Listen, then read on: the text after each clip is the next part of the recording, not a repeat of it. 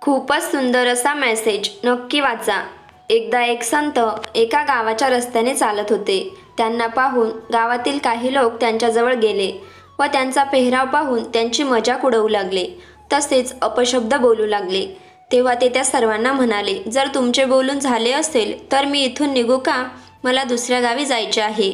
त्या संतांचं बोलणं ऐकून ते गावातील लोक हैराण झाले. ते त्यांना म्हणाले, आम्ही तुमचा इतका अपमान केला तरी तुम्हाला थोडंही दुःख नाही झालं? तेव्हा ते संत म्हणाले, मला अपमानामुळे दुःख होत नाही आणि आदर सत्कारानेही सुख होत नाही. त्यामुळे मी तेच करेल जे या आधीच्या गावांमध्ये केले होते.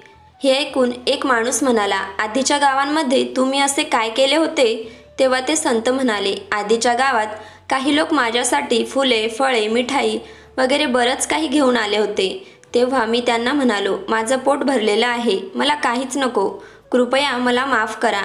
तेव्हा त्यांनी आणलेली सर्व फळे, मिठाई वगैरे त्यांच्याकडेच राहिले. तशाच प्रकारे तुम्ही सुद्धा माझा अपमान केला, त्याची पण मला जराही आवश्यकता नाही, तर तो मी का स्वीकारू? नाईलाजाने तो सुद्धा तुमच्याकडेच राहणार. मला माफ करा. जीवनात फक्त तेच स्वीकारा ज्याची खरंच गरज आहे. व्हिडिओ आवडल्यास व्हिडिओला लाईक करा, शेअर करा, कमेंट करा आणि चॅनलला नक्की सबस्क्राईब करा. धन्यवाद.